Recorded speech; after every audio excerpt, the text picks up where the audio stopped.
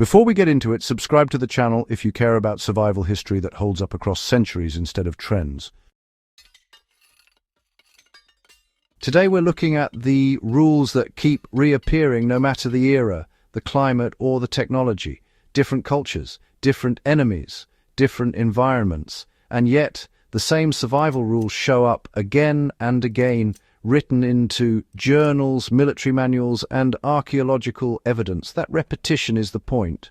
These rules survived because the people who ignored them didn't.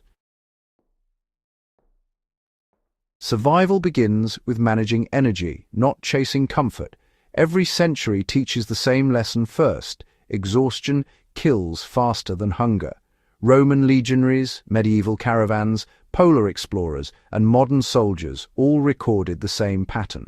The people who pushed hardest early collapsed first later. Historical survivors paced themselves ruthlessly. Movement was deliberate. Rest wasn't laziness, it was planning. Comfort was irrelevant. What mattered was preserving strength for when conditions turned hostile. Even in warfare, armies that marched too fast arrived too weak to fight.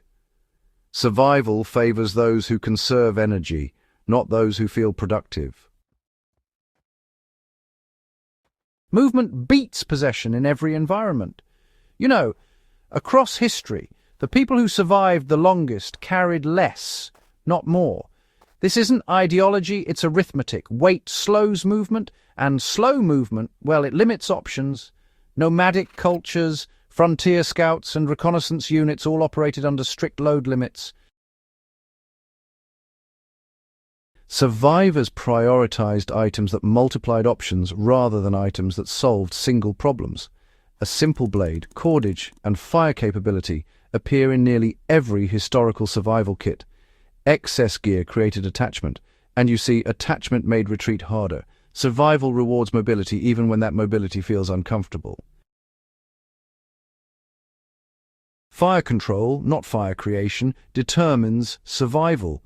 Fire appears in every century, but not in the way modern survival culture emphasizes it. Ancient travelers focused less on starting fire and more on keeping fire.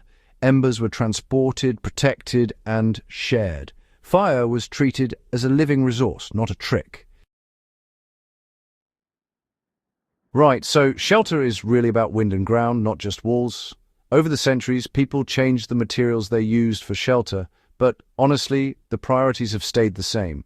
Wind exposure and ground contact can kill you much faster than rain or cold air alone. If you look at indigenous shelters, military bivouacs, and expedition camps, they all focused first on insulation from the ground and protection from the prevailing wind. Water discipline, believe it or not, outweighs food in every historical record we have. Sure, food seems to dominate modern survival thinking, but, well, the records are pretty clear. Water discipline matters more. Survivors always regulated their intake, avoided contamination, and rationed their movement around water sources.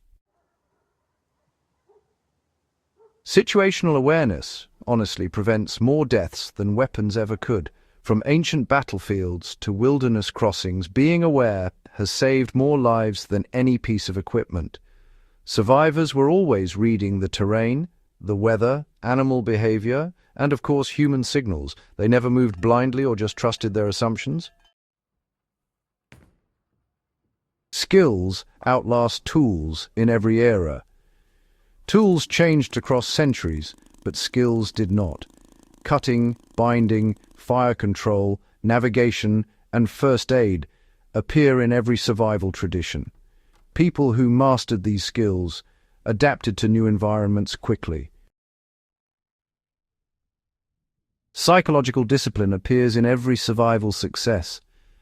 Perhaps the most consistent rule across centuries is mental control. Panic, denial, and impulsive decisions destroyed survival odds more reliably than weather or enemies.